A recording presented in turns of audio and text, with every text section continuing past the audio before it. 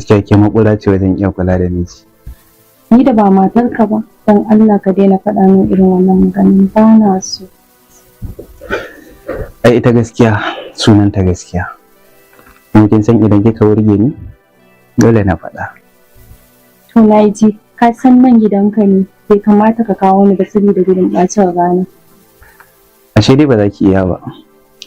To me abin tsoro a ciki? Nan gidana ne. Dan haka babu abin da zai faru. Ka san matarka ta yi tafiya. Kuma a kowane lokaci za ta iya dawowa.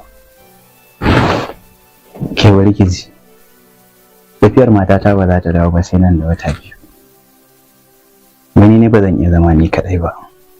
Hakan ya sa na ce bari in ɗauko ki zama matata ta 2.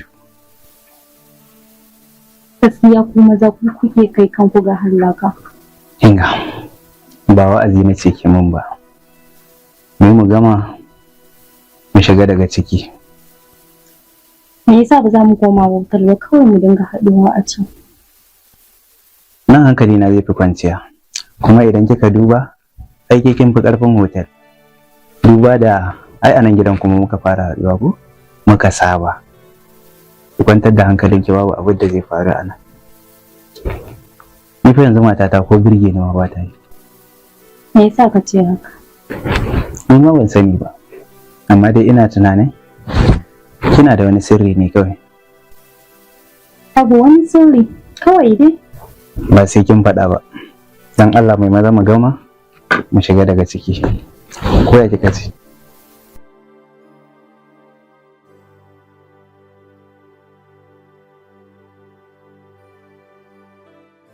Sulum ba shiru ba ne ba, ba zama muka yi ba, faran ba na ka'ida ba, ba faɗa muke ba, zaman gida ba aiki na ba, faɗa da kyau ba karya ne ba, so ba cuta ne ba, zaman gida ba zama ba ne ba, ni gurin maza ba sai kin faɗi ba, dagwai ba gudu ba ne ba, ba zan zauna.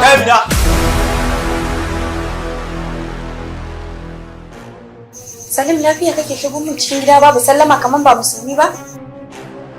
Wai ki yalo da ke kimanta cewa ke mata aure ce?